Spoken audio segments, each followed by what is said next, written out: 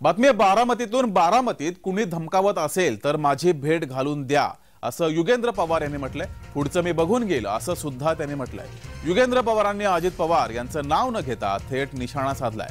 तर बारामतीत दहशतीचा आणि वेगळ्या प्रकारचं राजकारण करत असेल कुणी तर माझा त्यांच्याशी संपर्क घालून द्या, पुढचं मी बघून घेईल असं युगेंद्र पवार यांनी म्हटलेलं आहे। अजित पवार यांचं नाव न घेता त्यांनी हे वक्तव्य केलंय।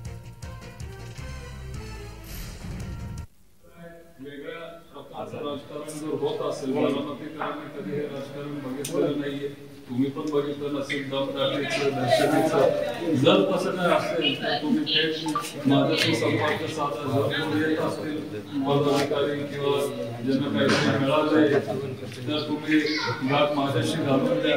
अजिबात आपण घाबरायचं नाहीये। शेवटी आपण सगळे पवार साहेबांबरोबर बऱ्याच वर्षापासून आपण एकमेकांना राहिलो।